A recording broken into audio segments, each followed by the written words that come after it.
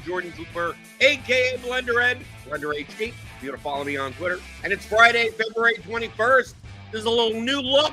Not much of a new look. I look the same. Kind of all the branding kind of looks the same. It's kind of a new thing for RotoGrinders Today that we're going to be doing once a week later in the week. I think we're going to be doing it on Thursdays, but it's Friday for now. Maybe it'll be on Fridays. I have no idea. I have no idea what's going on, but hey, welcome to the show here on a Friday, February 21st, coming after the All-Star breaks, right? We got the basketball NBA All-Star break. We got the NHL All-Star break. We got NBA tonight.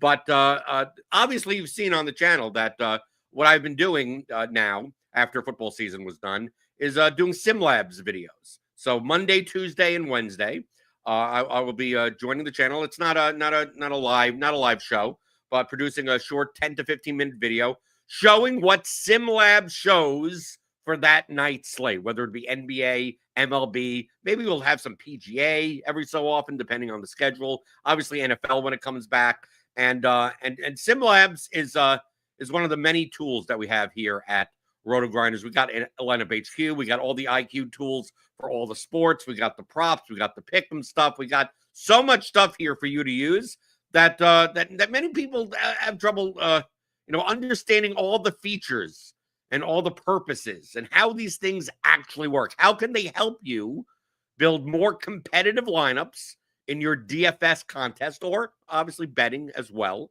And there's not that much of an outlet. Of course, you can go into our Discord, rotogrinders.com/Discord, and ask all the questions you want. You can always tag me. I mean, I may not be, actively participating in conversations all that often, naturally, but I have Discord open all the time. If you want to tag me in Discord and ask me a question, you can do that anytime. Go to the respective sports channels, or you can go to the SimLabs channel as well. It shows when SimLabs gets updated. So I always have this stuff open. So feel free to tag me and ask me anything you want at any time. Obviously, if it's like the middle of the night, it may take me a while to get back to you. But for the most part, I am around. So you can definitely do that. But another thing is that some people don't have that much time on their hands, where they may not be up early in the day, right? It's 1 o'clock in the afternoon on a Friday. A lot of people, they're at work. They're doing other stuff.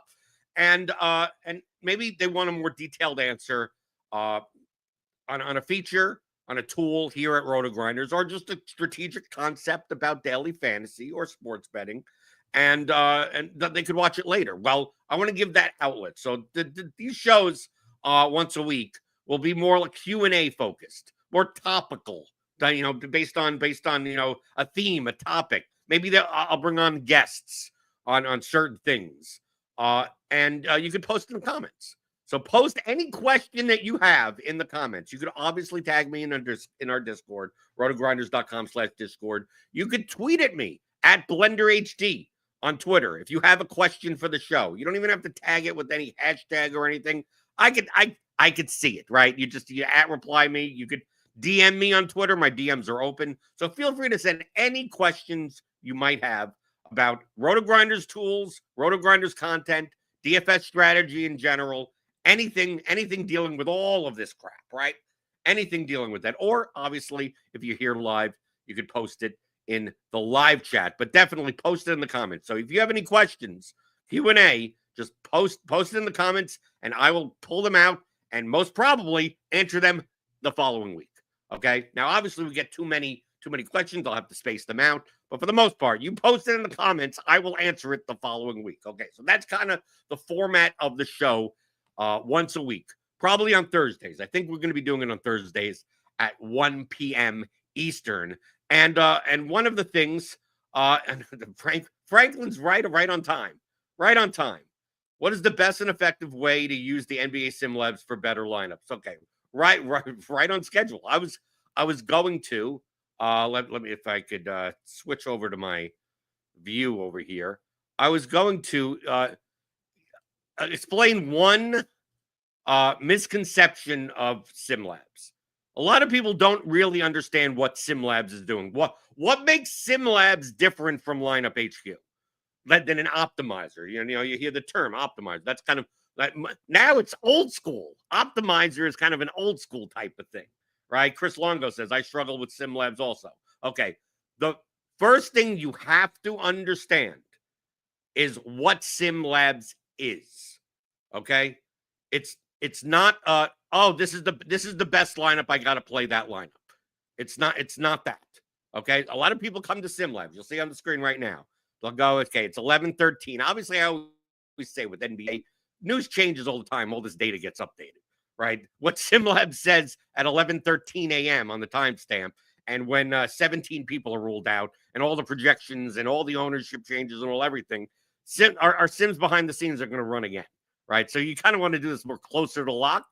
Baseball, probably not as dramatic of an effect, but obviously there is an effect. If certain people are not in the lineup, obviously there's going to be more of an effect if a pitcher gets scratched or something. But for the most part, we run Sims in the background. Okay. So any lineup that you produce from SimLabs is already there. Okay. It's not like Lineup HQ. Lineup HQ it would be considered a dumb tool, right? All Lineup HQ and any optimizer is a knapsack problem solver. Basically, that median fantasy point number in the column, and just how many of those can I get into one lineup? And then you set constrictions so it doesn't do certain things. That's all an optimizer is. So you have to provide whatever it is that you want to do into your lineups. Okay. Now, obviously, if you're optimizing, by median fantasy points, I mean, you're just going by a one number projection. The projection is actually a range of outcomes, and most of the time it isn't even normal, right? So it doesn't just go evenly. That the middle number, and there's half the results here, half the results there, and exactly proportional. There are peaks and valleys, right? Depending on the player, depending on the correlation between the teams, depending on a lot of factors. Optimizers don't do that. Okay, optimizers don't take into account how much correlation affects your total lineup range of outcomes. Playing a quarterback with a wide receiver. Like, if this guy does well, this guy does better. So their ranges of outcomes are actually correlated to each other. If one guy has an 80th percentile outcome, it's more likely that this other guy has an 80th percentile outcome. Optimizers don't take that into account. You have to input that in. You have to stack.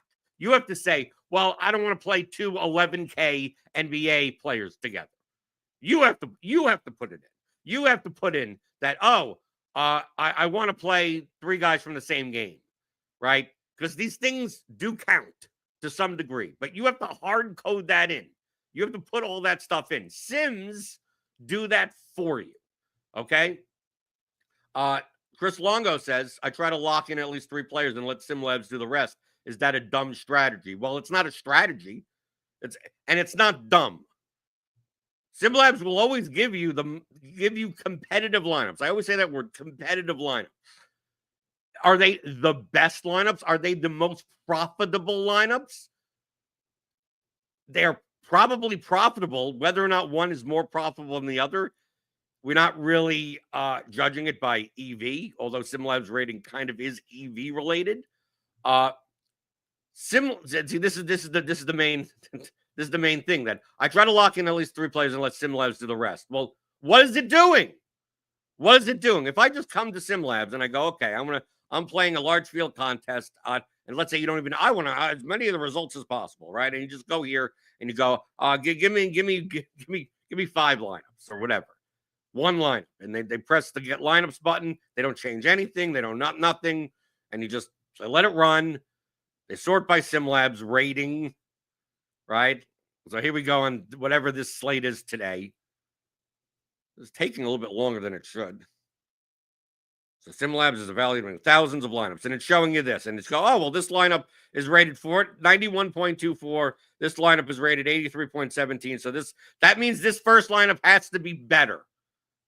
And they go, okay, I'm going to play this lineup.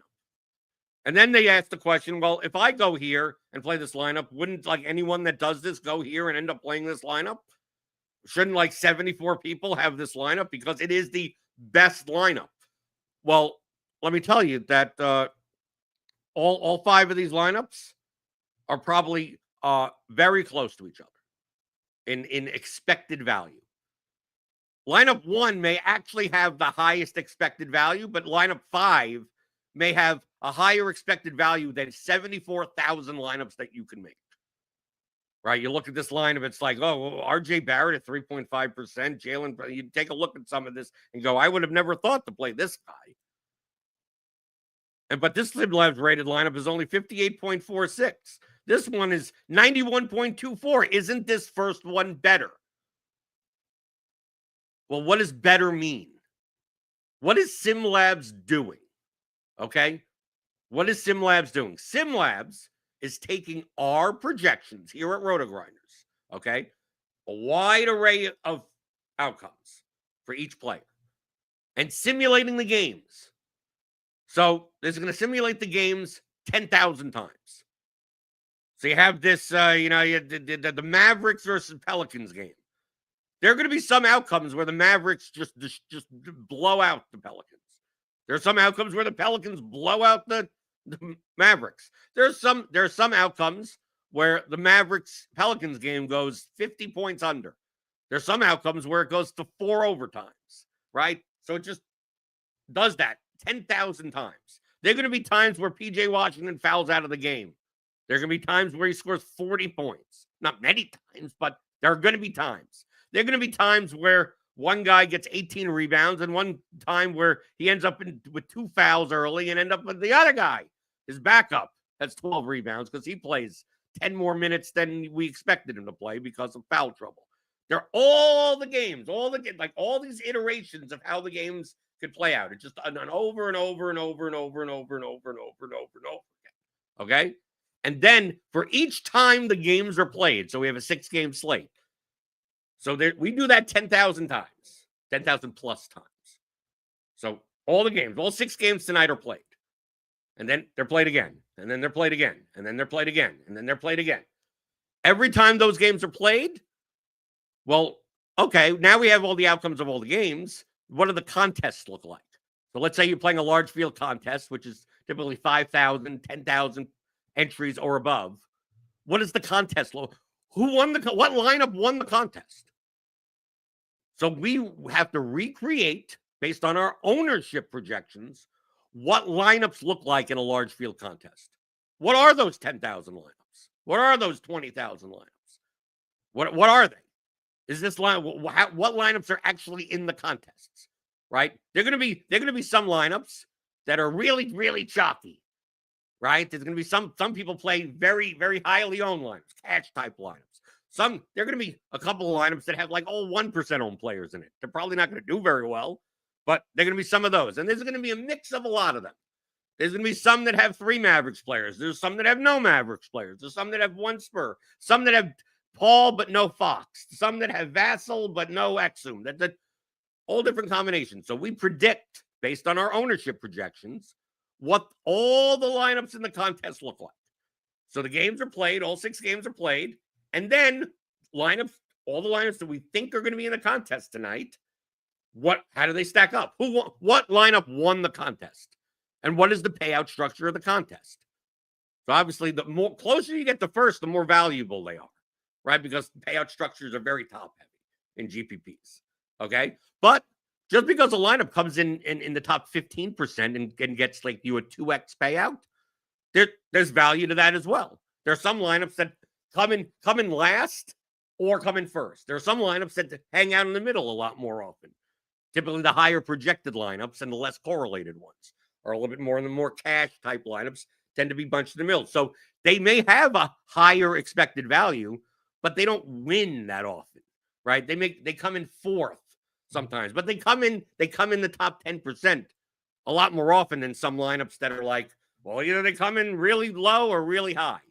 So every time that the games are run and we look at all the lineups that are in the contest, what is the return on those lineups? And then we do that simulation again and again and again and again and again and again and again. So in a simulation, we take a look at this first lineup, right? Lineup 105. We have the Spurs Pistons, with Paul and Fox here. What happens if the Pistons just blow them out?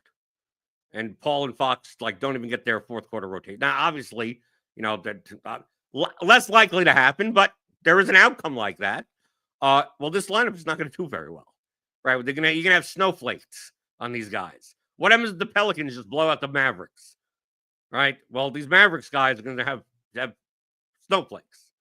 That the range of outcomes of this lineup, the outcome is going to be towards the bottom, right? But there are going to be times where it goes the opposite way. These guys, both games go to overtime. I'm using easier examples, just more extreme examples. So this lineup is going to do extremely well if the Mavericks game goes to overtime, right? With Jose Alvarado's in here also, right? As part of that game. And the Detroit San Antonio game goes to overtime, right? Probably going to do very well. But those are two different outcomes. What's going to happen tonight? I have no idea. But those events that happen 0.5% of the time, 1.2% of the time, 3.8% of the time. We know this because we're simulating it all out each and every time. And then we average, you take an average or something of the 10,000 simulations, and then what do the lineups look like that show a positive return, a profitable return? Well, these are the lineups that show a profitable return on average through all 10,000 plus simulations. Okay. And the difference between a lineup that is not rated 91 or whatever and rated 58 is about this much. Like I'm using this as a visual example. Like the difference between this top lineup, this number one lineup, and this fifth lineup, like maybe the difference of like 3 cents. Like that may only be the difference of 3 cents. Now, lineups that may be, now obviously SimLabs is a little bit more of an exponential scale. So maybe the first lineup and the last lineup is the 58 rated lineup is 11 cents. But the difference between lineup 1 and lineup 2 is not that drastic. Okay, so this is the first one. As long as you see green bars here, like it's probably fine. Okay, once you start seeing red and it says that these lineups are bad, right? SimLabs rated whatever the hell low. Those aren't good lineups. Those aren't profitable lineups. But the difference between it's rated this and it's rated that within a couple of points, they're about the same. You would not notice a difference. But all the lineups that we simulate are already in here. The SimLabs rating is only a reflection of what you're weighting the advanced settings on. We put defaults that are fine, right? So simulation weight at 75, projection weight at 25, ownership weight at 20, upside weight at 10, and correlation weight at 10. This is like the default. And the default based on our data is you're not gonna go wrong. Obviously, you could skew this to the point of stupidity. But all this is going to tell SimLabs how to calculate the SimLabs rating. All the lineups are still in there. You're not changing the lineup. As of 11:13 a.m., all 10,000, 20,000 large field lineups are already in there, right? You're not going to change that. This lineup 1 is already in there. It may not be rated 91.24 if we take into account, that we want a very low ownership or a very high correlation or whatever. The SimLabs rating actually may go down based on what you want to select out of the pool. But generally, we've already made all the lineups. We've already simulated everything out. So all you're doing is picking out the lineups that you happen to prefer over others. So you see this lineup here, and it's like the difference between lineup 1 and lineup 2 in this example. Like how many different players are in these lineups? Okay, we have Chris Paul here, no Chris Paul there. We got De'Aaron Fox here, De'Aaron Fox there. We got Vince Williams. Like they only share what? 3 people? 3. Dante Exum. Okay, so this is a 5v5 of between lineup 1 and lineup 2. Well, which lineup should you play? Whichever one you want. They both rate high based on the defaults or whatever. Which one do you want to play? Play either one you want. Well, is Jalen Brunson going to do well or Karl Anthony Towns is going to do well? Well, that's not what SimLabs is telling you. It's not telling you players. It's telling you lineups. Oh, something I talk about all the time. Lineups, not players. So if you want to play a lineup and it's like, well, I'm going to play Towns, I'm going to play this. Let's say you look at this lineup and you go, well, yeah, I'm going to play lineup 1, but I'm going to replace Najee Marshall with someone else, and I'm going to replace Vince Williams with someone else. Well, that lineup may not be good. You go, well, how could it be drastically different if I just replace 2 players? We've simulated them out. This is what this lineup, on an average of all those simulations, this lineup maybe 10 times better than the lineup that you're going to replace this guy and that guy with. He's like, oh, I'll play this whole lineup, but just not Jose Alvarado. It's like, no, the reason why this lineup simulates well is because of all 8 players that are in the lineup, based on all the simulations of all the games. The reason why a lineup that has it's horrible SimLabs rating, in 10 or something, the reason why that is because based on 10,000 plus simulations, that lineup doesn't get there enough. It just doesn't get there enough. Doesn't cash enough. Maybe it comes in the top 10 once or twice, but then bombs all the other times. And there may be certain lineups that don't win that often, first place win, but cash way more often on this slate than their fair share. So all the EV is in the 2x, 3x range. That's why, you could look here. We have a sort of breakdown here of projection, ownership, top 10, in the money, and sim weight, right? So you may find lineups that in the money may be high, but top 100 is a little bit lower. And you may find lineups that top 100 is high, but in the money is a little bit lower. And that shows that's essentially showing the variance of a lineup. But all the lineups that you pull out of here are already made. They're already made. They've already been simulated. We already have projected what the field looks like in a large field contest, small field contest, single entry contest. And this results range just means what percentage of lineups do you even want to pull from? So if on a 6-game slate, if you have very low results range, you're probably not going to pull lineups that have a 1% on player. Doesn't mean those lineups are bad. No, it just means that you don't want to look at them, right? I just want to look at 15%. Give me one lineup out of the 15% of results rather than the 85% of results. There's no correct answer. There's no correct answer here. Do you want to choose from the top 85% of lineups, right? Or do you want to choose just within the top 15% of lineups? Understand that if your results range is very low and you start locking and excluding and doing other stuff, it may come back with garbage. It may come back with nothing, right? You go, I want to play this guy, that guy, and this guy. I don't want to play that guy. I want a very low results range for a single entry contest, which typically is a smaller field, which means you don't have to get as different. And then you put that in, and then SimLabs tells you. I mean, look what we can do here. I'll show you, I guess. So let me put in 20, and let's say I want to lock. I don't know the slate tonight, so let's just say I'm looking at higher owned players here. So let's say I don't want to play De'Aaron Fox, right? I don't want to play De'Aaron Fox is owned. I don't want to play Vince Williams. I don't want to play Vince Williams. I don't want to play PJ Washington. I'm just putting in kind of more owned players. There'll be less lineups, and I want to play. Let's look at someone that's like low owned, right? Let's see, Giannis. I want to play Giannis and RJ Barrett. I mean, let's say, I want to play. I mean, is that lineup with no? Oh yeah, I want to play Giannis and RJ Barrett, but I don't want to play, these other guys, these higher owned guys. Right? Maybe we exclude Exum also. Yeah, I don't want to play Exum. You do something like this where the projection is probably be significantly affected. And you put the very low results range in a single entry contest, and I go get lineups. And let's see what happens. Let's see if we find anything that is anything.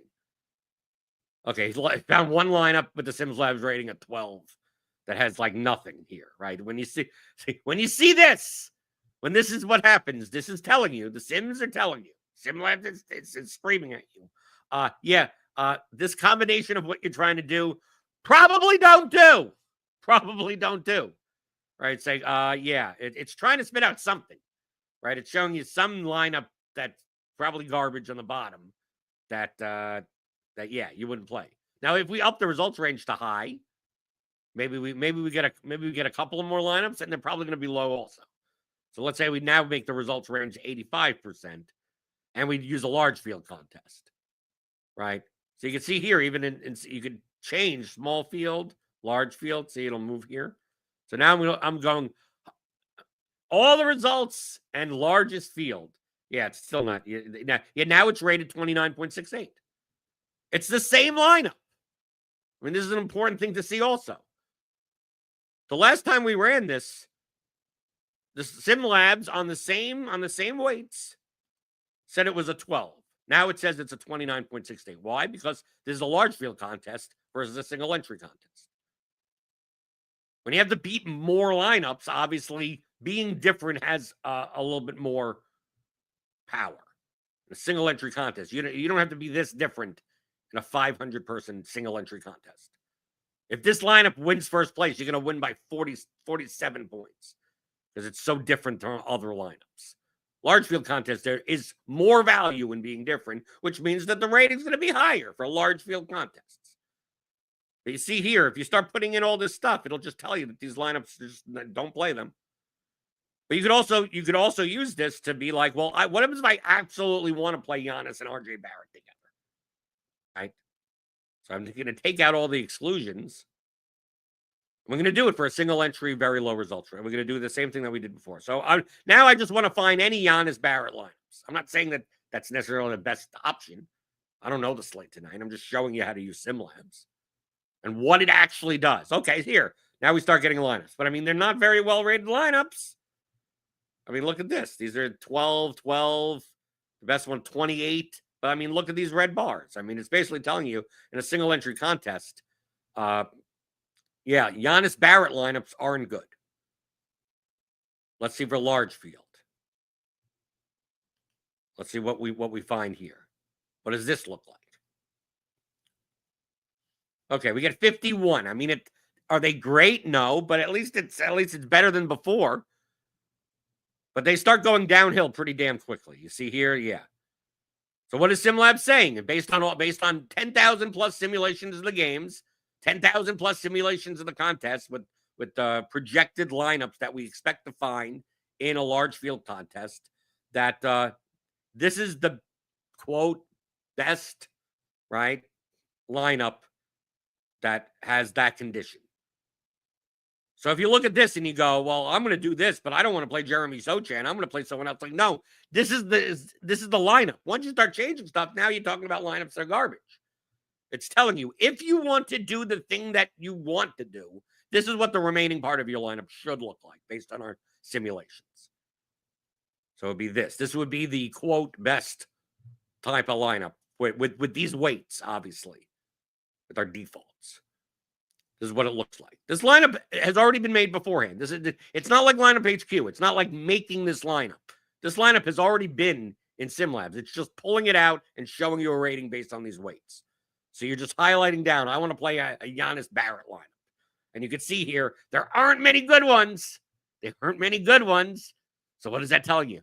Probably don't play. If you're going to play one, this would be the best out of the bunch, right? So, and you could do that in reverse as well. You could go, well, I don't want to play, Vince Williams. I don't want to play Vince Williams, and I don't want to play Dante Exum or something. Whoever you want to fade. Well, if I don't play these guys, and I'm playing a large field contest, what should the lineups look like? So you're going to take a look and you go, okay, here. I mean, look, 92, 91, 86, 87. These are all fine lineups.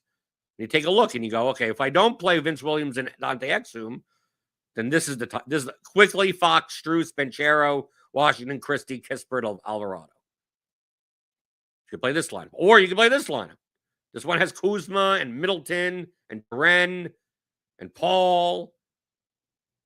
Right? It shares some players, but it's like, oh, I like this lineup better. Then play it. You scroll down, you go, oh, here's one with Zion. Do you like this one? Well, play it.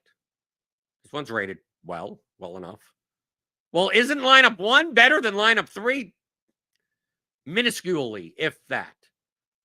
And you don't even know how the outcome, the ranges of outcomes for these lineups even, how the equity even gets realized. right? This one actually seems like this one is slightly more top 100. If you see here, if you take a look at the bars, right? So it has a lower rating, but actually comes in the top 100 a little bit more often than the first one. You're gonna have to play 10,000 contests to see the effect of that difference. But it actually is the difference. So you take a look and it's like, oh well, I'm playing 3 Pistons in the lineup. I don't want to play 3 Pistons, so don't play don't play the lineup. Go to the next one. And as long as they're rated somewhat, I mean, as long as you start seeing a lot of green bars, like these lineups are fine also. So lineup 10. Lineup 10 has a 1.6% on Gary Trent in it and a 7% on Grady Dick.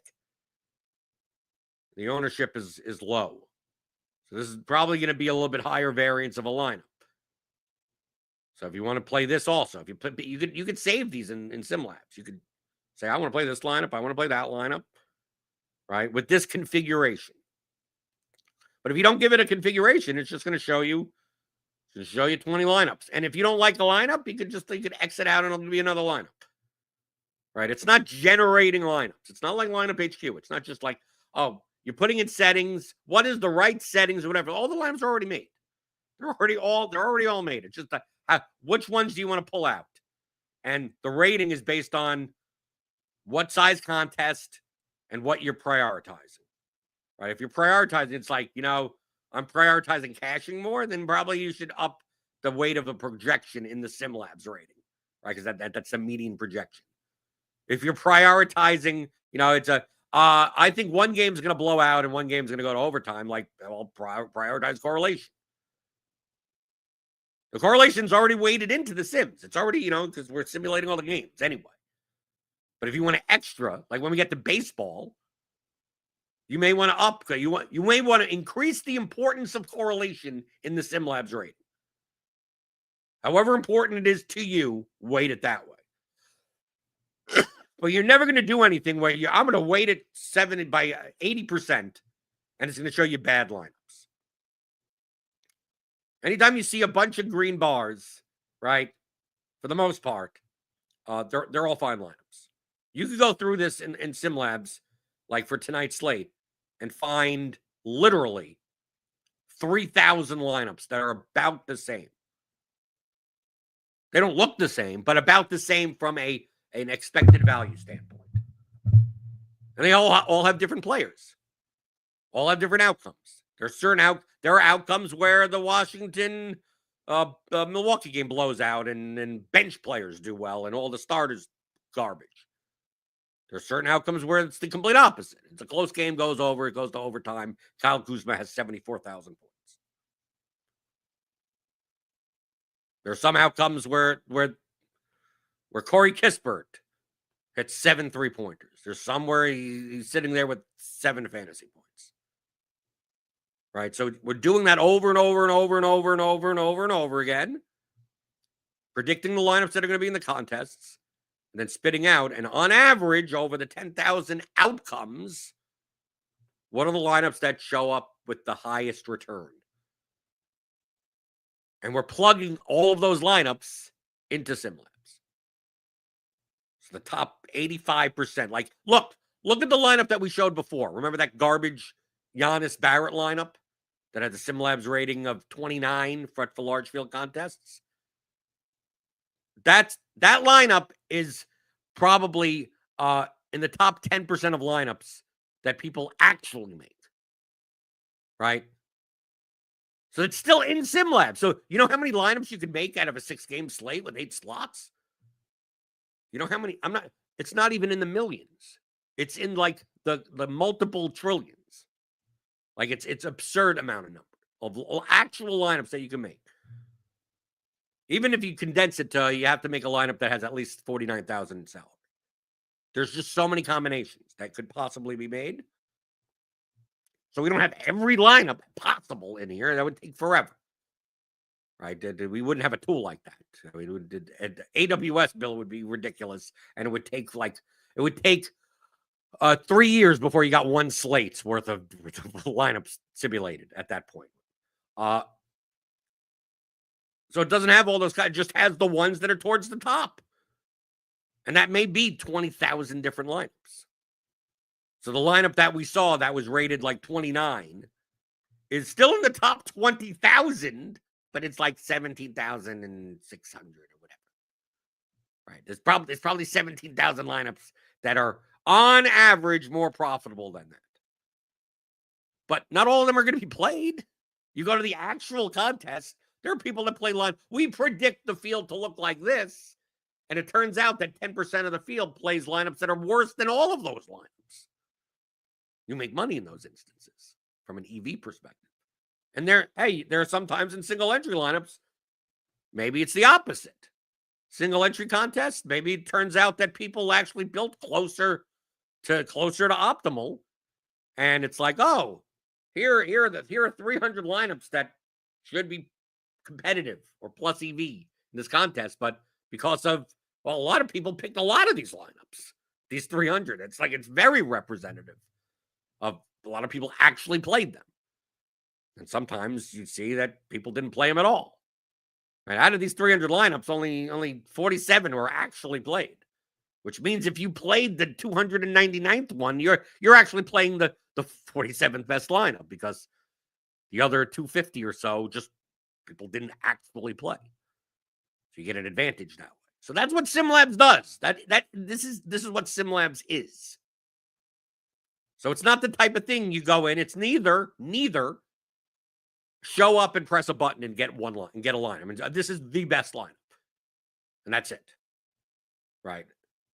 Or the best 5 lineups, and everyone's going to play that one lineup, because this one lineup, if you compared 1 and 2, 1 is great, 2 is awful. Like, people think that. People show up to a lot of these types of tools, and they go, "Well, what is the best lineup? I got to play the best lineup." Well, the difference between 1 and 20 here is not as dramatic as you think it is.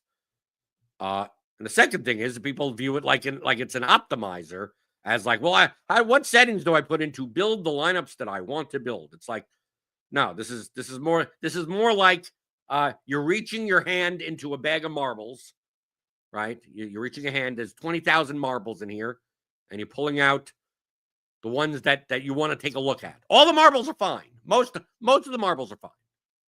Like, what? You're going to pick out 5 marbles out of a bag of 20,000, and from a EV perspective, that doesn't really matter which 5 you choose, but you're just going like, well, I'm going to choose the ones that are a little bit more glossier, right? I want a glossy red one rather than a matte blue one. I mean, they're all fine, but like, you have your preferences, or you want to diversify in a certain way, right? You could use this for that purpose.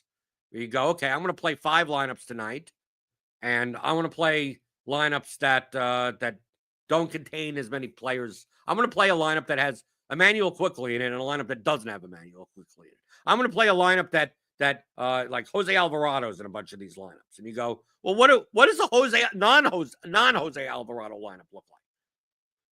What does a Chris Middleton lineup look like? And I'm going to choose one of them.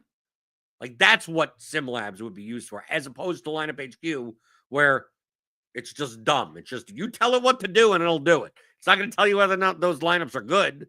You have to think, oh, this combination is good. Well, SimLabs is going to tell you if the combination is good. So I always like explaining that SimLabs is not a press a button and this is the best lineup and go upon your day. And then typically those types of people ask, well, if I press the button and get one lineup, and 74 other people press the lineup, aren't we all going to share the same lineup? It's like, that's the difference between lineup 1 and lineup 20 is not dramatic. And it depends on the contest state you're in. And also, data-wise, like, it's going to change over time. This lineup and this, like these 2 lineups, lineup 1 and lineup 2, you would need an electron microscope to know how one is different. That you would have to live 47,000 lifetimes in order to realize the 1 penny difference between the 2 lineups in expected value. I'm exaggerating there, but get the point behind that. Okay, any other questions based on this in the chat? Obviously, you could post a comment. If you're watching this later, post your questions in the comments. I will actively be looking in the comments. I probably won't be answering in the comments, and if it's quick, I'll type it in. But I will answer your questions the following week. Right? So it doesn't have to be about SimLabs. It could be about anything. But if you have any SimLabs related questions, definitely post them in the comments if you're watching this later, and I will answer them. Obviously, if you need any immediate help or anything like that, or the longer form conversation, I'm always in the RotoGrinders Discord, rotogrinders.com/Discord. You could actually, whatever topic you can post in the SimLabs channel or some sports, just tag me wherever you happen to be, just tag me.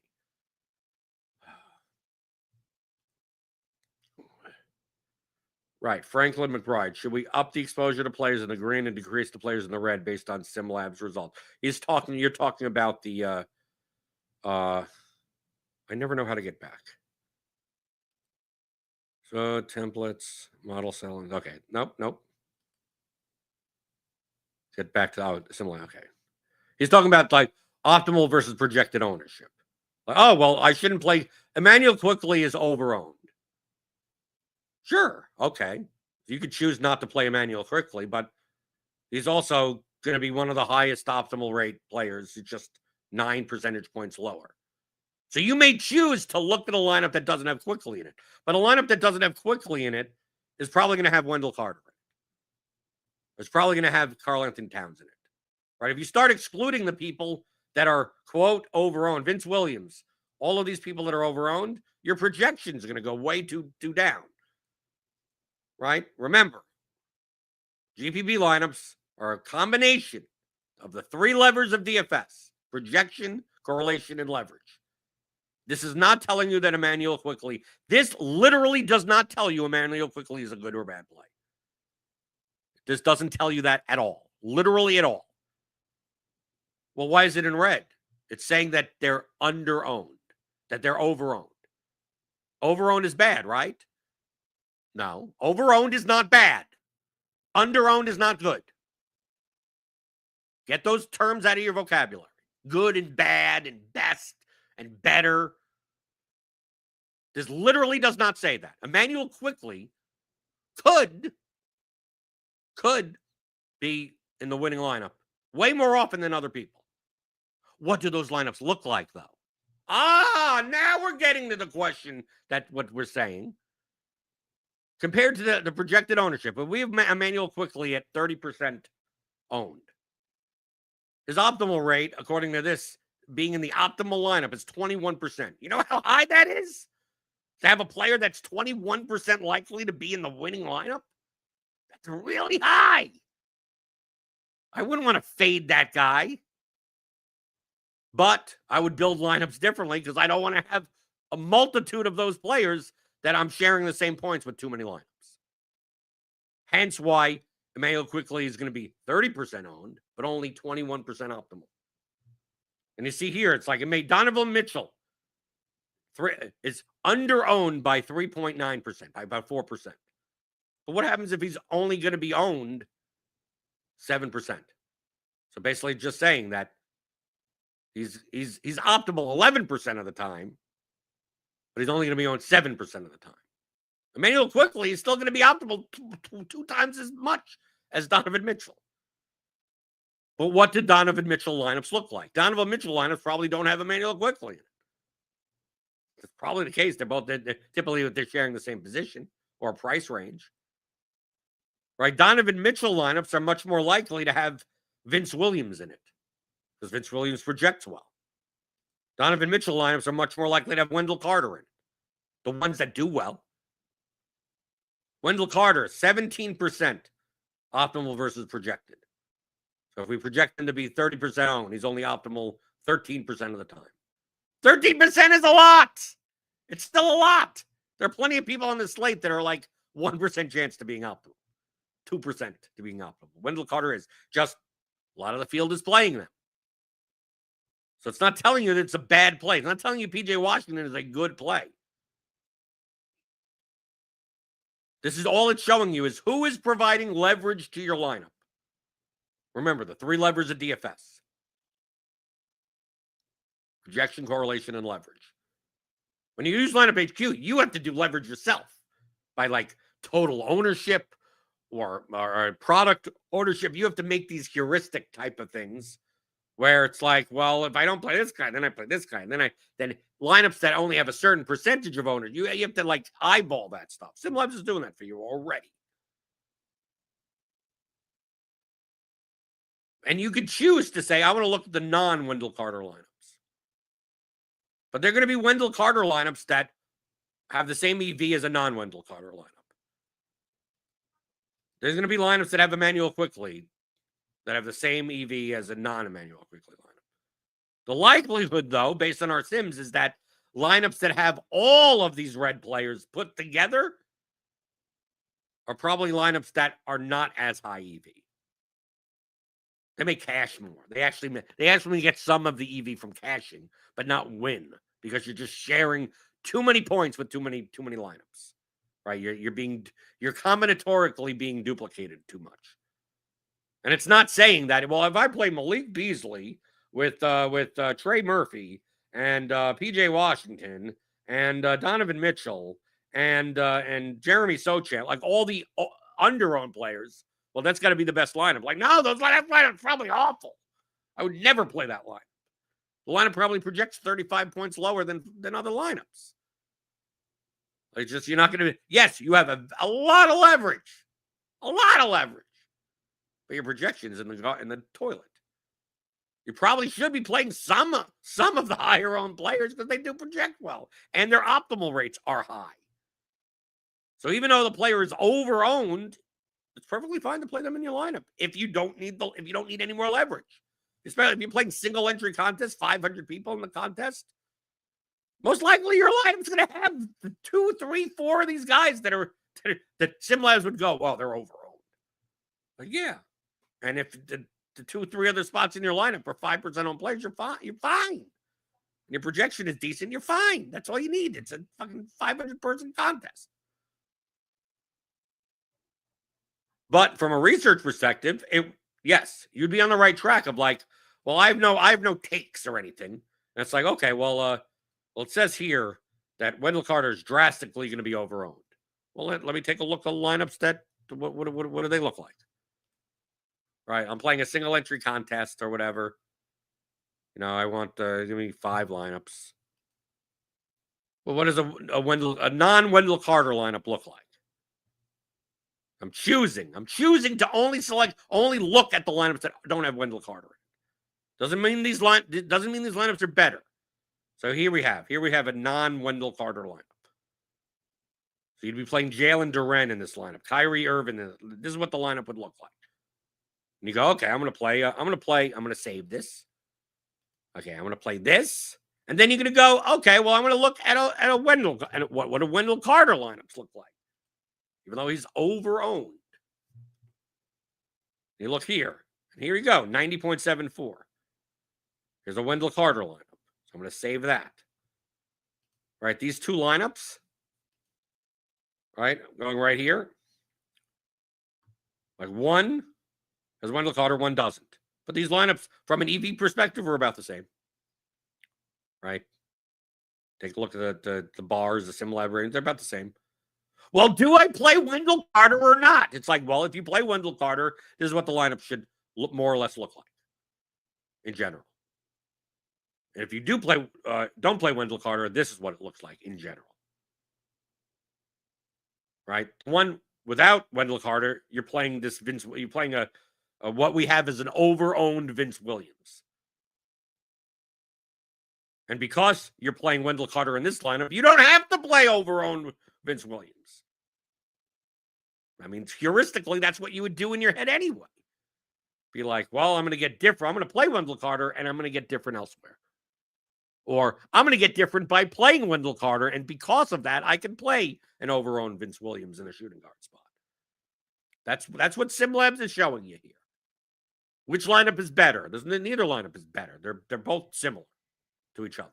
They both have Jalen Duren in it. Let's say you're like, well, I want to see a lineup that doesn't have Jalen Duren. I mean, you could do that all you want.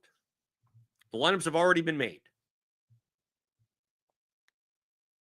You could choose to not look at any of this. Right? You could choose to not lock or exclude anything and just put in 150 lineups and just look at exposures and just go, let me find lineups that have this combination or have this person versus that person who came up more than others in these combinations and play those. It's not an optimizer, so stop treating it like it is an optimizer, like a dumb knapsack problem solver. There's like all 20,000 marbles are already there already. It's not creating these lines. That's why it's so fast. We've already done the work behind the scenes, and when there's timestamp updates, we're going to redo that entire process again and again and again and again and again. That's why it's fast, because all it is like, okay, based on these things, and based on your user input, what we're going to pull out 5 lineups like this. And maybe you press it again, you don't even get the same 5 lineups. Well, this you would, because once the ratings start going down to garbage, it's basically telling you, yeah, these are the marbles that are in here. And then, then we have to kind of like ad hoc spit out stuff that, like, well, you're asking for 5, but we only have 2. Here's 3, because here's 3 garbage. Here's 3 pieces of garbage. Just to satisfy your request. That's essentially what SimLabs is doing. Even though these 2 do exist, right? 57, 36. This 5th lineup. Typically, once it starts breaking the bars, typically these are lineups that are just thrown together to satisfy the user request of, right? Because 150, it's like I can't 150 can't do that.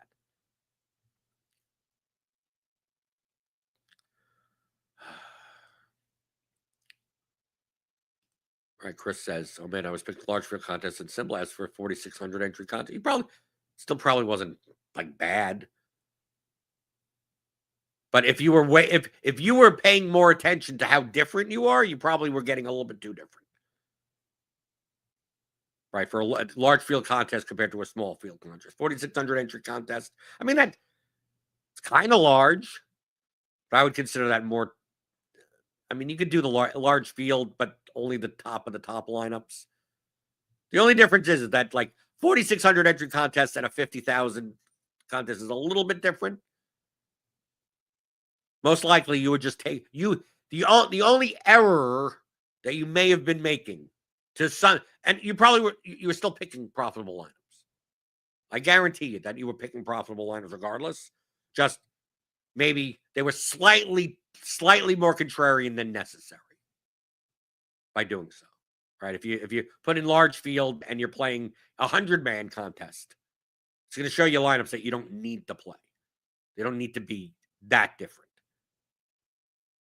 And then if you do the opposite, you do single entry, and you're playing, the Millie Maker in NFL, it's going to weigh cashing way too much. You're going to be playing lineups that combinatorically are going to be duplicated like too much. You'll cash money. The Millie in NFL is the easiest one to cash. There's so many bad lineups in it. That's the only effect that you have. I mean, if you were playing lineups that with any reasonable configuration have SimLabs ratings of 70 plus, like you wouldn't have noticed. Oh my God, I was doing large field contests in a 4,600 entry con. It's a difference of 1 or 2 pennies, if that. If you were playing at least reasonably high rated lineups, even for large field contests, they just, like I said, they've been slightly more contrarian than you needed. That's about it. But if you have any questions, that's about it for this, right? Explaining the tools here at RotoGrinders. Feel free to post them in the comments section. I will look at it. Okay. If you have any questions about things that don't have to do with this tool, DFS strategy in general, just post anything you want in the comments. Like the video, right? If you want to like the show today, obviously hit that thumbs up button. Give me the thumbs on the way out the door. I plan on doing these types of shows. I think we're doing them Thursdays, every Thursday moving forward. Maybe it's Friday. It was originally going to be on Friday, and then I want to do them on Thursdays. But it'll be Thursdays at 1 p.m. Eastern. Every once in a while, I'll have a guest on. We'll be talking to maybe an interview or something like that. But for the most part, these are Q&A type shows once a week. on Thursdays. I will have my normal SimLabs videos out Monday, Tuesday, and Wednesday as usual next week, as I always do now moving forward. And then yeah, like I said, post your questions in the comments, or go into Discord, or tweet at me. That's those are the ways to better get those questions. I will answer as many as I can that are left in the comments. I mean, if there's only one or two, I obviously could do it next week. If I end up getting 14 comments, then we'll start having a backlog or whatever. But they all will be answered. So post your questions in the comments as I repeat that for the 17th time. Hit that thumbs up button on your way out the door. Hit the subscribe button if you're new here. And hit the notification bell to always know when I go live, because I'm always here for you, talking all things you need to know about daily fantasy, props, and pick'em on RotoGrinders Today.